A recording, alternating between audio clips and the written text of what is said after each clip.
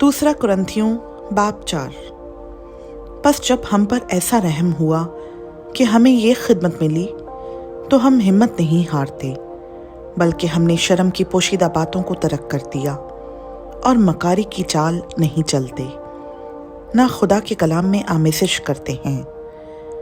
बल्कि हक ज़ाहिर करके खुदा के रूबरू हर एक आदमी के दिल में अपनी नेकी बिठाते हैं। और अगर हमारी खुशखबरी पर पर्दा पड़ा है तो हलाक होने वालों ही के वास्ते पड़ा है, यानी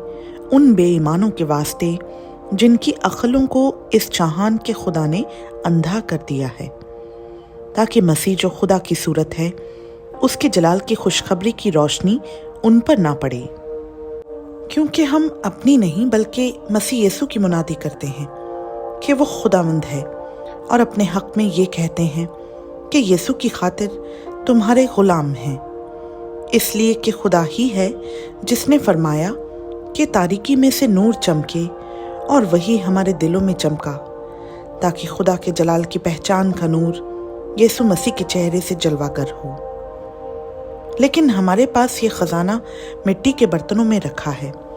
ताकि ये हद से ज़्यादा कुदरत हमारी तरफ से नहीं बल्कि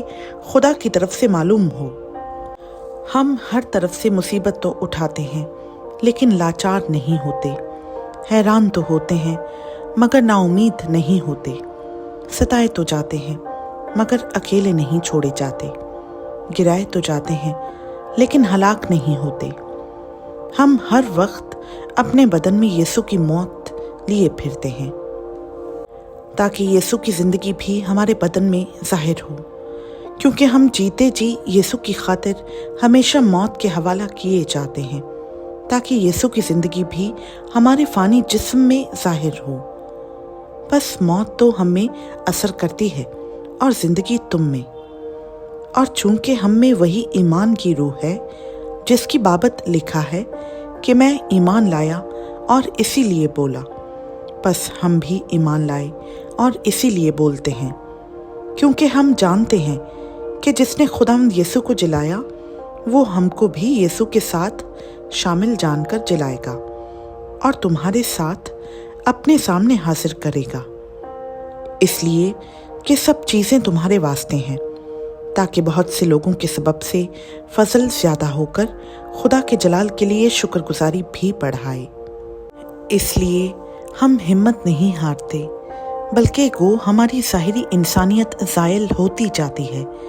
फिर भी हमारी बातनी इंसानियत रोज़ बरोज़ नई होती जाती है, क्योंकि हमारी दम भर की हल्की सी मुसीबत हमारे लिए अज़हद भारी और अब्दी जलाल पैदा करती जाती है, जिस हाल में कि हम देखी हुई चीज़ों पर नहीं बल्कि अनदेखी चीज़ों पर नज़र करते हैं, क्योंकि देखी हुई चीज़ें चंद रोज़ा हैं मगर अनदेखी चीज़ें अब्दी हैं। खुदावंद का पाक कलाम का पढ़ा, सुना, समझा और कबूल किया जाना हम सबों के लिए बाइस बरकत हो। आमीन।